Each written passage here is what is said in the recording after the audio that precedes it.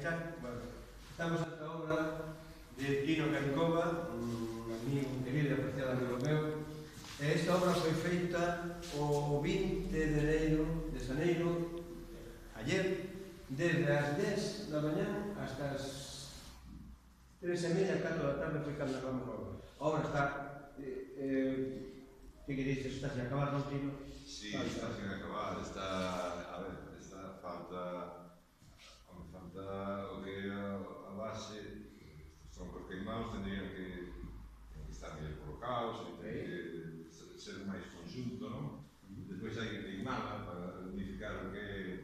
A obra trata de ser o que é o resurgimento da vida outra vez despois do lume, non? Iso representa o lume e a vida que surxe de novo, non? Entón, a idea básica é primeiro, isto sería unha camiseta que vai pintada de blanco e despois queimaríamos con zona ir degradando para que vaya perdendo tono e aquí abaixo máis lento, non? Hai que ver acabada. Iso sería... Me parece máis que idea. Así sí que se podría xa considerar rematado o traballo. Penso que a tua idea é que onde está claro que a persona, humanos sempre sin a concienciación del, está claro que non volve a brotar a vida. Está claro que é necesario. Me parece un tema moi oportuno.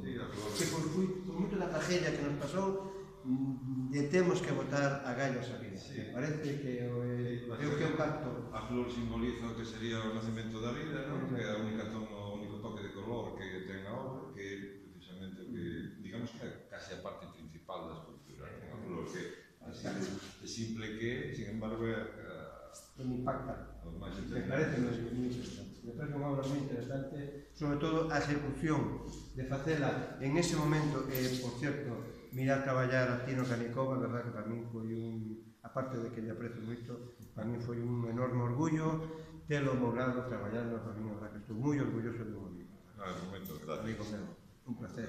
Gracias.